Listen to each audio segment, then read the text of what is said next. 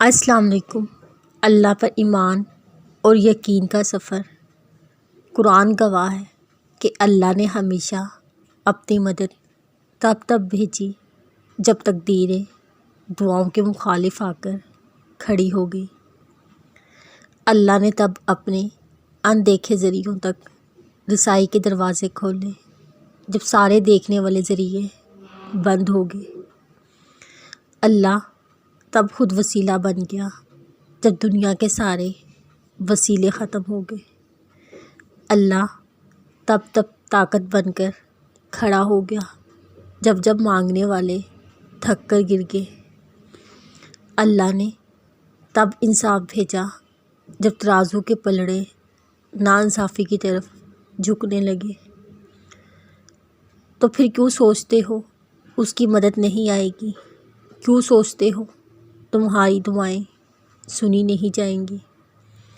اللہ نے وعدہ کیا ہے اس کی مدد آئے گی، تو پھر توکل رکھو، اس کی مدد تم تک ضرور آئے گی۔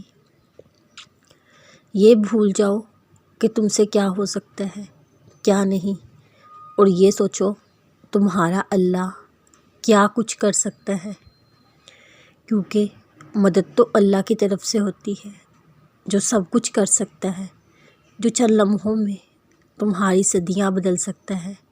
اے ایمان والو، صبر اور نماز سے اللہ کی مدد حاصل کیا کرو۔ اے آسمانوں اور زمین کو پیدا کرنے والے، تو ہی دنیا اور آخرت میں میرا مددگار ہے۔ مجھے مسلمان ہونے کی حالت میں وفات دینا اور مجھے نیک لوگوں کے ساتھ بلا دینا، آمین۔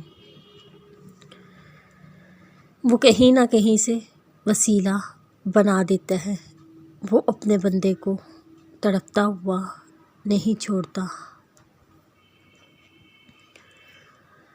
وہ دن کبھی مت دکھانا اے پروردگار کہ مجھ میں غرور آ جائے، رکھنا سب کے دلوں میں اس طرح ہر کوئی دعا دینے پر مجبور ہو جائے۔ اللہ پر یقین وہ طاقت ہے جو پتھر کو پانی بنا دیتا ہے۔ اس کے در پہ سکون ملتا ہے، اس کی عبادت سے نور ملتا ہے۔ جو جھک گیا اللہ کے سجدے میں، اسے کچھ نہ کچھ ضرور ملتا ہے۔ اللہ تمہاری ہتھیلی کو تب تک خالی نہیں ہونے دیتا جب تک وہ اسے کسی اور بہتر چیز سے نہ بھر دے۔